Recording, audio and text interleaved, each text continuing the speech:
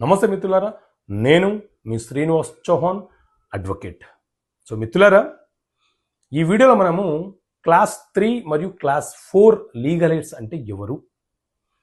Class 3 legal AIDS అంటే ఎవరైనా ఒక వ్యక్తి తాను సంపాదించిన ఆస్తి తన పేరు మీద ఉన్నప్పుడు మరణిస్తే అతని తర్వాత సాధారణంగా క్లాస్ 1 లీగల్ ఎయిడ్లకు చెందాలి. వాళ్ళు లేకపోతే క్లాస్ 2 వాళ్ళకు చెందాలి. వారు కూడా లేకపోతే క్లాస్ 3 లీగల్ ఎయిడ్లకు చెందుతుంది. క్లాస్ 3 లీగల్ ఎయిడ్స్ అంటే ఎవరు అని అంటే వీళ్ళని లా పరిభాషలో యాగ్నెట్స్ అని పిలుస్తుంటారు. అంటే చనిపోయిన వ్యక్తి యొక్క నాన్నకు సంబంధించిన బంధువులు ఎవరైతే ఉన్నారో వారు ఆ ఆస్తికి వారసులు అవుతారు. వీళ్ళని యాగ్నెట్స్ అని, క్లాస్ 3 లీగల్ ఎయిడ్స్ అని పిలుస్తుంటాము.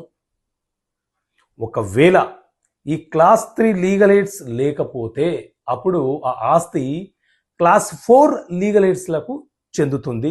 వాళ్ళని మనము కాగ్నెట్స్ అని పిలుస్తుంటాము.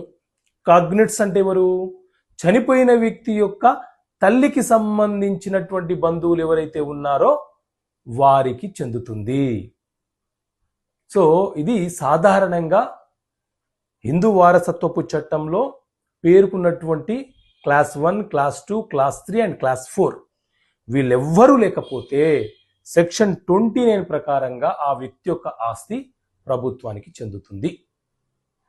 సో ఈ 4 క్లాసుల లీగల్ ఎయిడ్లు ఎవరైతే ఉన్నారో ఈ టాపిక్ కొంత కన్ఫ్యూజన్గా ఉంటుంది. ఒకసారి విన్న తర్వాత చదివే ప్రయత్నం చేయండి, ఈజీగా అర్థమవుతుంది.